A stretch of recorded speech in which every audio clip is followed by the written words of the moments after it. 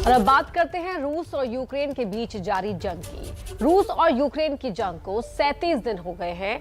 युद्ध विराम के लिए दोनों ही देशों में कई दौर की बातचीत हो चुकी है, लेकिन जंग रोकने में कोई कामयाबी नहीं मिल पाई है। रूस ने बेहद सस्ते में तेल का ऑफर दिया तो भारत ने स्वीकार कर लिया, पर इससे अमेरिका खुश नहीं है। अमेरिका के डिप्टी एनएसए भारत आकर धमकी भरी भाषा का इस्तेमाल करते हैं। अमेरिकी विदेश मंत्रालय की तरफ से चेतावनी भरा बयान आता है। इस पर भारत की तरफ से किस तरह अमेरिका को जवाब दिया गया, इस रिपोर्ट में देखिए। रूस और यूक्रेन की जंग खत्म होने का नाम नहीं ले रही है। रोज लोग मर रहे हैं। रोज यूक्रेन में किसी न किसी शहर का हिस्सा तबाह हो रहा है। इधर एक और जंग दुनिया में शुरू हो चुकी है। वो जंग है रूस को लेकर दूसरे देशों को धमकाने की। हद तो ये हो गई कि भारत की स्वतंत्र विदेश नीति को लेकर अमेरिका का स्वार्थ अब सबके सामने दिखने लगा है। अमेरिका की दोहरी नीति साफ नजर आ रही है। It is not in India's interest to see flagrant examples of countries flouting, violating that rules-based international order. ये पहली बार नहीं है कि किसी अमेरिकी अधिकारी ने इस तरह बयान दिया है, बल्कि इससे पहले भारत दौरे पर आए अमेरिकी डिप्टी एनएसए दलीप सिंह भी कुछ ऐसी ही धमकी भरी भाषा का इस्तेमाल करके गए। अमेरिका ने जानबूझकर भारतीय मूल के अपने अधिकारी दलीप सिंह को भारत भेजा। विदेश मंत्री एस जयशंकर से उन्होंने मुलाकात की और फिर एक धमकी भरा बयान दिया। उन्होंने कहा कि भारत को ये उम्मीद नहीं करनी चाहिए कि अगर चीन एलएसी का उल्लंघन करता है तो रूस उसके बचाव में आएगा। अमेरिकी डिप्टी एनएसए का सीधा इशारा रूसी विदेश मंत्री सरगेई लावरोव के भारत दौरे को लेकर था और अमेरिकी विदेश मंत्रालय के प्रवक्ता नेड प्राइस भी इसीलिए कड़े शब्दों का प्रयोग भारत के लिए कर रहे थे। अमेरिका को शायद अंदाजा नहीं है कि आर्थिक रूप से वो कितना बड़ा नुकसान उठाने की कगार पर पहुंच सकता है। ये समझने के लिए आपको एक आंकड़ा दिखाते हैं। भारत ने अपने कुल कारोबार का 12% अमेरिका से किया, जबकि सिर्फ 1.19% रूस के साथ कारोबार किया। अमेरिका के दोहरे रवैये की वजह सिर्फ यही नहीं है। दरअसल अमेरिका इस बात से नाराज है कि भारत रूस से कच्चा तेल क्यों खरीद रहा है, जबकि उसने यूक्रेन से हो रही जंग की वजह से रूस पर प्रतिबंध लगा रखे हैं। यानी अमेरिका को लग रहा है कि इस मामले में भारत उसका साथ नहीं दे रहा है। भारत उसके प्रतिबंधों की अनदेखी करके रूस से तेल खरीद रहा है, जबकि हकीकत यह है कि रूस से जितना तेल भारत खरीदता है वो कुछ भी नहीं है। We've seen for some time what looks almost like a campaign on this issue.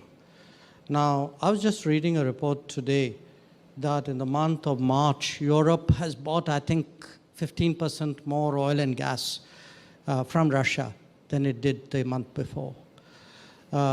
If you look at the major buyers of oil and gas from Russia, I think you'd find most of them are in Europe. We ourselves get the bulk of our energy supplies from the Middle East, about 7.5%, 8% of our oil from the US. In the past, maybe less than 1% from Russia. यानी एक तरह से S Jaishankar ने अमेरिकी धमकी का सीधा सीधा जवाब दे दिया कि वो पहले यूरोप को देखे, न कि भारत को। अगर भारत के तेल खरीदने के आंकड़ों पर नजर डालें तो आपको समझ आ जाएगा कि विदेश मंत्री एस जयशंकर ने ये बात क्यों कही है। भारत इराक से अपनी जरूरत का 22% तेल खरीदता है, सऊदी अरब से 19%, यूएई से 9%, अमेरिका से 7% और रूस से 0.2%। वो भी तब जब रूस से हमारी दोस्ती अमेरिका के मुकाबले ज्यादा पुरानी और ज्यादा गहरी है। अमेरिका की नीति भले ही हाल के वर्षों में कुछ बदली हो, लेकिन भारत ये जानता है कि अमेरिका ने भारत के सबसे बड़े दुश्मन पाकिस्तान को अपने आधुनिक हथियारों से लैस किया, जिसके बाद 1965 की लड़ाई हुई। भारत को याद है कि जब 1971 में पाकिस्तान से तीसरी जंग हुई, तब अमेरिकी राष्ट्रपति ने भारत से लड़ने और पाकिस्तान की मदद करने के लिए अपना 7वां बेड़ा भेजा था। लेकिन ये रूस ही था जो भारत के साथ खड़ा रहा और अमेरिकी बेड़े को घुसने तक नहीं दिया। We have a very good relations with Russia. We get most of our armaments from Russia. Russia has helped us in the United Nations. Russia has said that Kashmir is a part of India, which America has never said, Britain has never said, France has never said. दरअसल America भी इस बात को जानता है कि रूस के साथ भारत के रिश्ते बेहद पुराने और मजबूत हैं। इसका सबूत रूसी विदेश मंत्री सर्गेई लावरोव की भारत यात्रा के दौरान भी मिला। रूसी विदेश मंत्री ने रूस यूक्रेन युद्ध के बीच भारत की भूमिका को लेकर जो कुछ कहा, उससे ये पता लगता है कि रूस के लिए भारत की बात कितना वजन और अहमियत रखती है। West has ignored its responsibilities and has forced Russia into this straight threat, ideological and military. And if India is with its position of just and rational and a rational approach towards international problems, then it can support such process, and then no one is against it. PM Modi ने Lavrov से मुलाकात में रूस Ukraine संघर्ष विराम को लेकर भारत की अपील को दोहराया और साथ ही प्रस्ताव दिया है कि भारत भी शांति प्रयासों में योगदान देने के लिए तैयार है। यानी कुल मिलाकर भारत ने अमेरिका के सामने अपनी स्थिति और नीति दोनों ही स्पष्ट कर दी।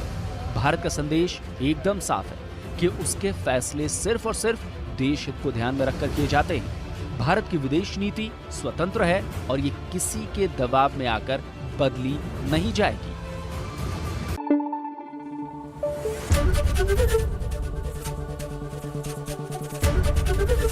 एबीपी न्यूज आपको रखे आगे।